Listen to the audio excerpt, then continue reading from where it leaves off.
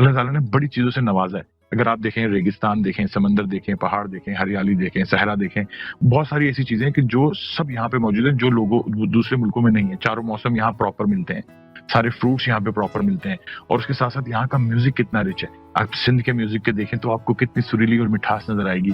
आप सराइकी म्यूज़िक पे चले जाएँ तो आपको एक अजीब-सी मोहब्बत नज़र आएगी। आप पंजाबी म्यूज़िक पे चले जाएँ तो आपको ज़रा-सा जोश, जल्बा, डांस नज़र आएगा और इस इंडस्ट्री में मैं ये समझता हूँ कि ये मेरी टेस्ट की इनिंग है, जिसको अल्लाह ताला ने लंबा कर दिया है। और ये इनिंग जो है वो बहुत जल्दी शुरू हो गई थी और एक खुले दिल से और बहुत ही ज़्यादा मोहब्बत प्यार से हमें हर जगह वेलकम किया गया और बहुत कामयाब रहे। कहीं भी अल्लाह ताला ने लेट डाउन नहीं किया, ना हमें, ना पाकिस्तान के नाम को, ना पाकिस्तान को। हमेशा अल्लाह ताला ने हर जगह इज़्ज़त दी। Very nice. वेल, हमारे यहाँ भी कुछ ऐसा ही हाल है। जब भी पाकिस्तानी आर्टिस्ट आते हैं, परफॉर्म यहाँ पर आकर करते हैं, हमें मेरे ख्याल से हर इवेंट सक्सेसफुल जाता है।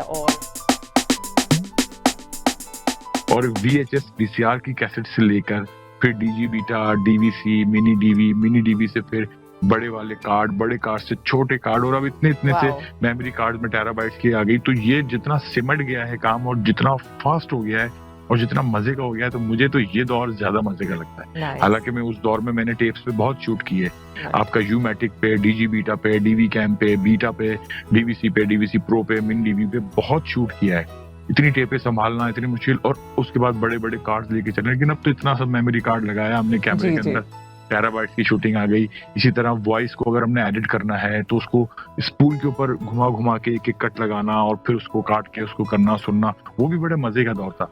लेकिन जब वो काम अगर मैंने किया हुआ है ना, तो ये तो मुझे इतना मजे का लगता है क्योंकि इसमें तो मैं माइक्रो मिली सेकंड पे भी जाके एडिट लगा सकता हूँ। सही। तो ये दौर मुझे ज्यादा मजे का लगता है कि इसमें आप अपने पूरे एफर्ट्स के साथ, पूरी परफेक्शंस के साथ और अपनी मर्जी से मजे का काम कर सकते हैं। आपका एक्सपीरियंस सबसे ज़्यादा मज़ेदार कह लें और बहुत मेमोरेबल किस आर्टिस्ट के साथ काम करने में लगता था? देखिए, मैंने अल्हम्दुलिल्लाह मुझे अल्लाह ताला का ये भी बड़ा करम है कि मैंने जिस फील्ड में भी मैंने काम किया, जैसे कि अल्हम्दुलिल्लाह मैं तकरीबन 18 से ज़्यादा फील्ड में काम कर रहा हूँ अभी, बड़ी एक्सपर्टीज़ के साथ। तो अल्लाह ताला ने मुझे हमेशा बड़े अच्छे लोगों का साथ दिया। क्योंकि देखिए खुशबू जो है ना, अगर आप किसी दुकान पे जाते हैं, इस खुशबू की दुकान पर आप कुछ ना भी लें, वापसी आएँगे तो आपके पास खुशबू आएगी। और अगर आप किसी मछली वाले के पास चले जाते हैं, वहाँ नहीं भी खरीदते, वापसी आएँगे तो आपके पास से स्मेल आएगी। तो सोहबत का, साथ का बड़ा फ़र्क होता है। तो जब मैंने म्यूज़िक शुरू किया तो जैसे मैंने आपको बताया कि फ़तेह अली साहब का साथ काम किया, महनाज़ आपा के साथ मैंने महनाज़ आपा के गाने किए। बज़मी साहब ने मुझे सबसे पहले महनाज़ आपा के गाने बनवाए थे। और काफ़ी सारे बड़े आर्टिस्ट, आलमगीर भाई के साथ बहुत काम किया, मोहम्मद अली शेखी भाई के साथ बहुत काम किया, सलीम जावेद, हसन जागीर, नईम अब्बास रूफ़ी, अरशद महमूद, सबके साथ बहुत काम किया। तो इन सब के साथ बहुत अच्छा लगा और महनाज़ आपा के साथ मुझे बहुत मज़ा आया, बहुत समझ के उन्होंने काम किया। तो ये म्यूज़िक का हो गया। जब मैं वॉइस ओवर में आया, मैंने डबिंग शुरू की, वॉइस ओवर आर्टिस्ट काम किया, तो मुझे तलत भाई के साथ मैंने बहुत काम किया, बहुत अच्छी अंडरस्टैंडिंग रही। आबिद अली मरूम भाई, सोहेल अहमद भाई और ज़िया मुहिद्दीन साहब हमारे लीजेंड आर्टिस्ट, उनके साथ बहुत टाइम गुजारा, उनसे सीखा। तो फिर उनसे सीखा कि हमें वॉइस को किस तरह कंट्रोल करना है, टोन किस तरह बनाना चाहिए, पढ़ना किस तरह चाहिए, बोलना किस तरह चाहिए, टीवीसी हो तो क्या हो, डॉक्यूमेंट्री हो तो क्या हो, कमर्शियल हो तो क्या हो, डबिंग हो तो क्या हो। तलत भाई ने तो मुझे बहुत ज़्यादा सिखाया और आबिद अली भाई। तो इस तरह हर फील्ड में मुझे बड़े अच्छे लोग मिले। वॉइस ओवर में ये मिल गए, होस्टिंग जब करने गया तो वहाँ हमारे बड़े अच्छे लोग मिले जिन्होंने मुझे गाइड किया, जिनको देख के मैंने सीखा। डायरेक्शन में मैं आया, कैमरे के मैंने जब कोर्सेज किए तो हमारे पाकिस्तान के नामवर कैमरामैन महमूद भाई, महबूब भाई, राइट। इन लोगों के साथ रहा, सीखा। तो बड़ा अच्छा साथ रहा, एक्सपीरियंस लोगों का, और उन्होंने कभी भी कंजूसी नहीं की। वो शौक देखते हैं बंदे का, अगर कि ये दिल से सीख रहा है, तो उन्होंने भी मुझे जो मैंने पूछा, जो उन्होंने सिखाया, बहुत दिल से सिखाया। इसका मतलब ये है कि आप सीखने के शौकीन हैं और आपने ऑलमोस्ट ऑलवेज सारे आर्टिस्ट से जी सीखा। जी जी।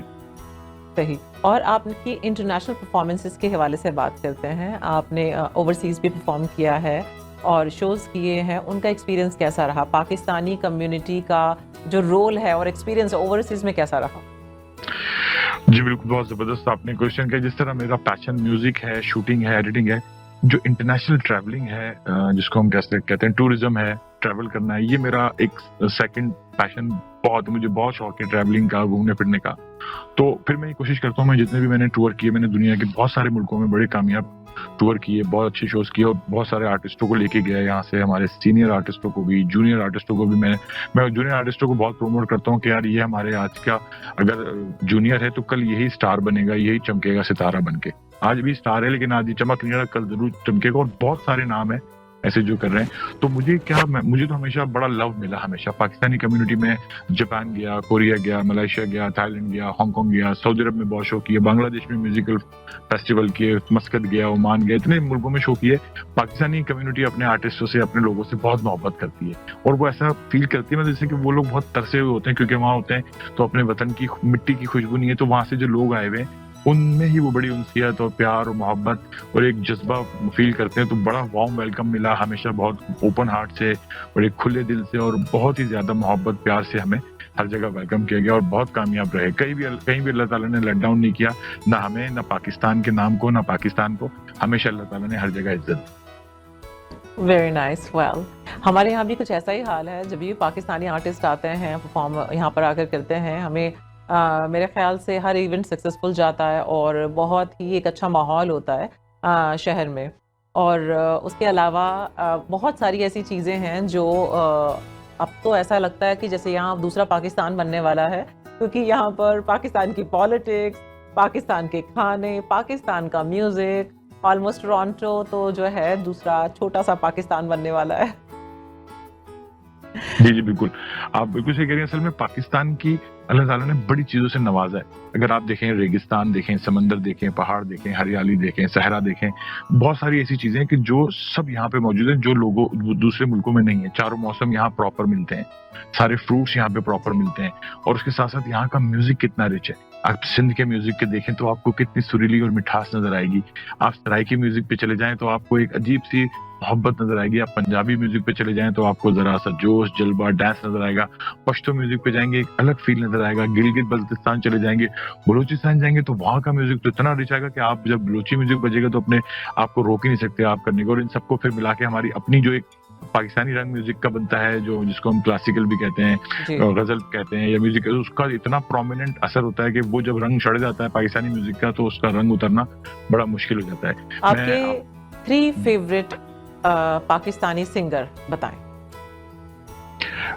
पाकिस्तानी सिंगर्स में मुझे मैडम बहुत पसंद है। मैडम नूरजहां, मेहदी हसन साहब ऑलवेज हमेशा पसंद होते हैं, सब कुछ ऐसा गज़ल हैं। और मुझे नुसरत फ़तेह अली साहब बहुत ज़्यादा पसंद है। और अभी आज के दौर में अगर हमने, तो राहत फ़तेह अली बहुत अच्छा गाते हैं, और सारे आर्टिस्ट अच्छे हैं। आलमगीर भाई के साथ मैंने परफॉर्म किया, बहुत अच्छा। लेकिन नुसरत फ़तेह अली साहब ले लें, मैडम ले लें, और Mehdi Hassan. Very nice. Well, आज टाइम हो गया हमारे लिए एक ब्रेक का। ब्रेक पर जाते हैं, जल्दी से वापस आएंगे और फिर हम कंटिन्यू करेंगे हमारी कॉन्वर्सेशन। तो Sure. आप कहीं नहीं जाइएगा, देखते रहिए हमारा show. We will be back shortly.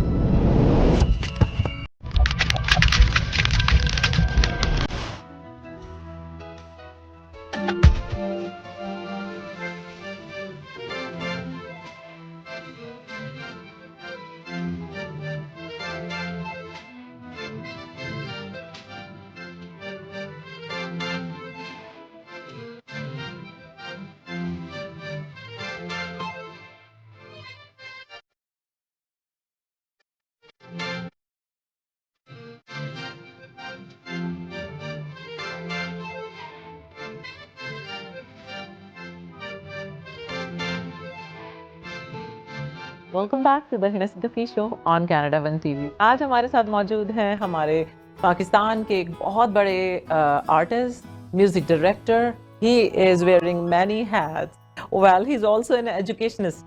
अब हम बात करने वाले हैं अगेन फिर से ऐश इमरान साजन से, यानी कि अशरफ इमरान से, और बात करते हैं और शो पे उनका दोबारा से वेलकम करते हैं। अस्सलाम वालेकुम एंड वेलकम बैक। वालेकुम अस्सलाम, thank you very much, again I am here.